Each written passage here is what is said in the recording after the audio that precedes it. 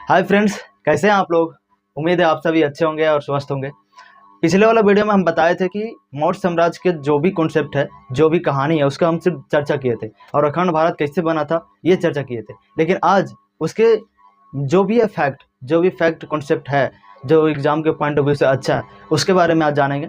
तो कुछ फैक्ट्स जो है वो हम लिख करके बताए हैं, तो देखते हैं आगे मौर्य साम्राज्य के बारे में। तो मौर्य साम्राज्य में संस्थापक जो था वो चंद्रगुप्त मौर्य था। ये तो आप लोग सभी जानते हैं। इसका साम्राज्य कहाँ से कहाँ तक फैला हुआ था, तो इधर ईरान से लेकर के बंगाल तक और कश्मीर से लेकर के कर्नाटक तक, ये पूरा का पूरा जो भी क्षेत्र आते हैं सारे के सारे मौर्य साम्राज्य के अंदर में आते थे। जब चंद्रगुप्त मौर्य यहाँ के सम्राट था, इसी समय के समकालीन सिकंदर भारत आया था, लेकिन चाणक्य नीति के द्वारा वो यहाँ से वापस चला गया था अपना, और उसका रास्ते में ही मृत्यु हो गया था।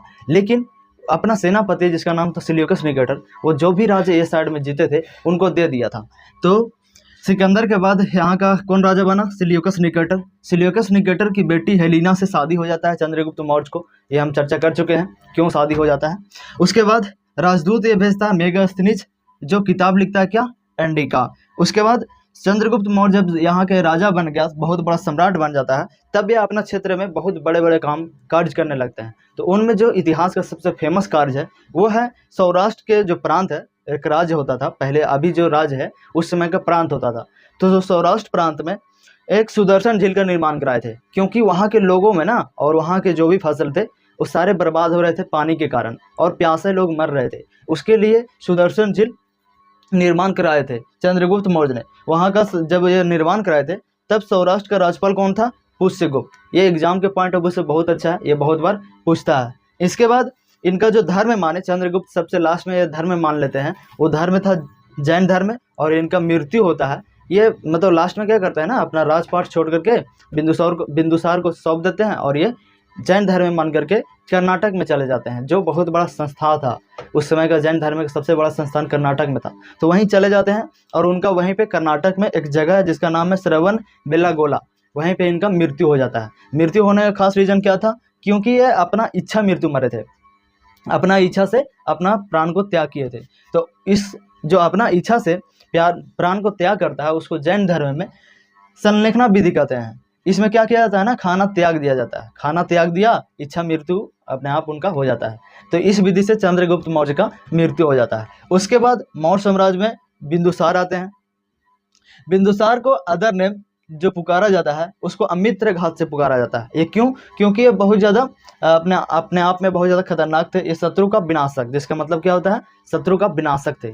ये इनका जो टाइटल दिया है, बिंदुसार का जो टाइटल मिला है वो ग्रीक लेखकों द्वारा मिला है, क्योंकि इस समय मेगास्थनीज भी आए थे, उनके साथ भी बहुत सारे लोग आए थे, तो उनके द्वारा अमित्र घात कहा गया है।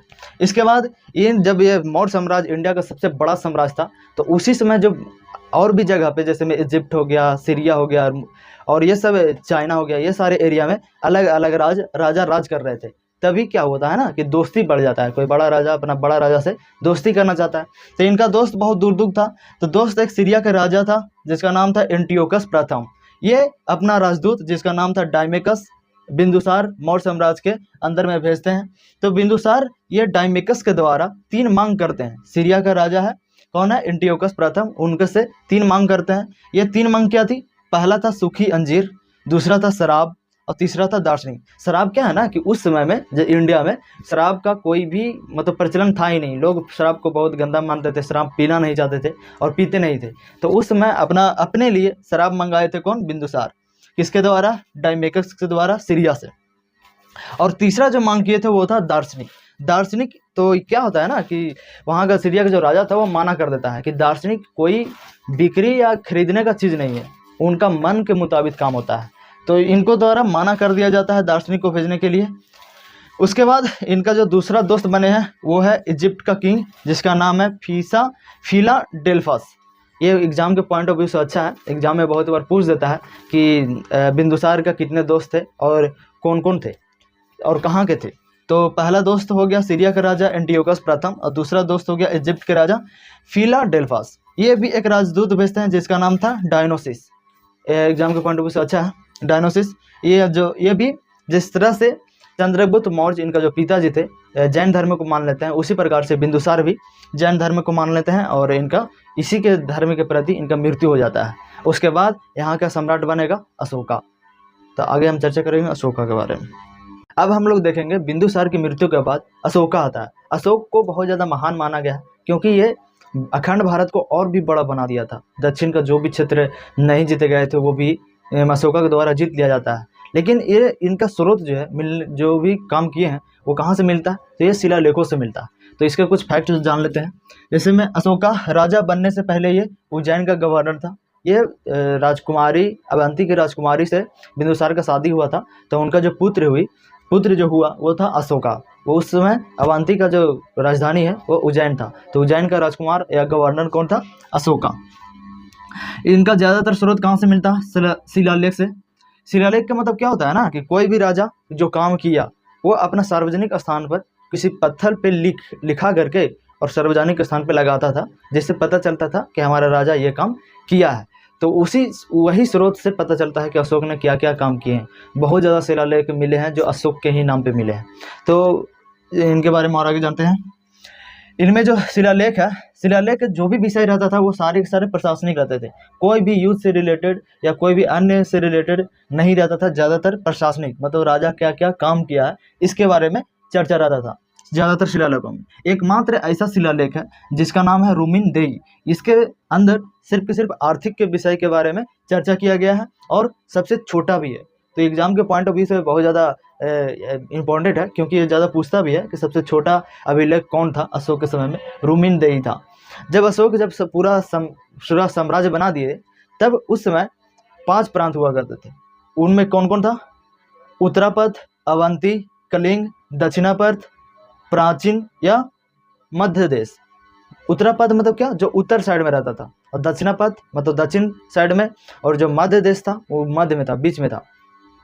तो उत्तरापथ का जो भी पाकिस्तान अफगानिस्तान वाला जो भी साइड है वो उत्तरापथ कहलाता था। उसका जो राजधानी हुआ करता था वो तक्षशिला हुआ करता था। अवंती का राजधानी उज्जैन, दक्षिणापथ का सुवर्णगिरी, कलिंग का तोषणी। उसी प्रकार से मध्य देश जो अभी पटना बिहार वाला क्षेत्र है, क्योंकि ये मध्य देश से ही मगध साम्राज्य बना था, जो उसका राजधानी हुआ करता था पाटलिपुत्र। इसके बाद अशोका ने काम कराया जैन धर्म के लिए। जैन धर्म के लिए 4 गुफाएं बनाए। मतलब कि जो भी संत होते थे ना वो अपना ज्ञान के प्राप्ति के लिए कोई ऐसा गुफा में जाते थे जो शांत रहे, तो उन्होंने गुफा बनवाए, 4 गुफा जो बनाए थे ब्रावर पहाड़ी पर।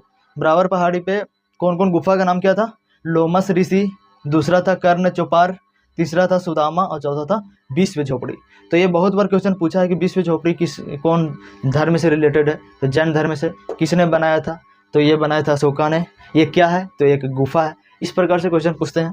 इसके बाद इनका अदर नेम, वो बहुत ज़्यादा जो भी शिलालेख मिले हैं, सिर्फ मात्र ऐसे 4 शिलालेख थे जिनमें सिर्फ अशोका का नाम अशोक था। बाकी सभी शिलालेख में उनका नाम देवनाम पिय या प्रियदर्शी था। तो देवनाम पिय का मतलब क्या होता है ना, देवताओं का प्यारा।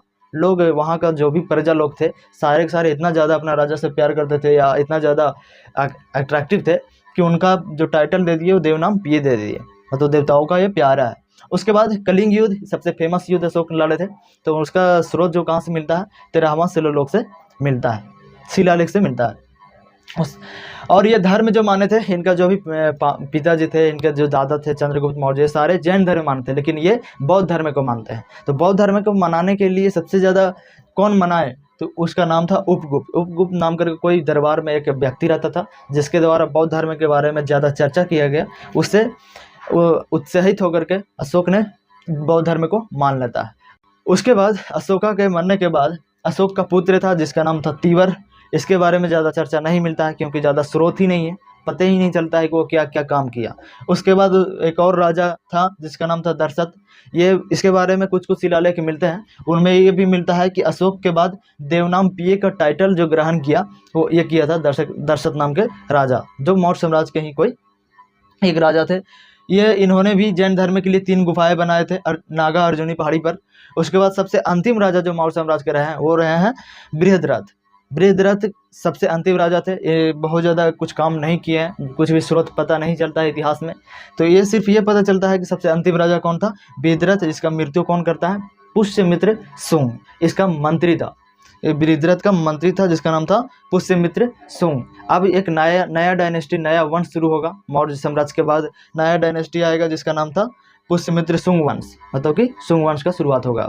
तो अगले वीडियो में हम सुंग वंश के बारे में चर्चा करेंगे। आज जो भी फैक्चुअल कॉन्सेप्ट था या फैक्ट जो भी था वो हम बता दिए हैं। आप इसके पिछले वाला वीडियो नहीं देखे हैं तो उसको ज़रूर देखिए, उसको देखने के बाद ही ये समझ में आएगा कि ये क्या बताया जा रहा है अच्छा से। Thank you.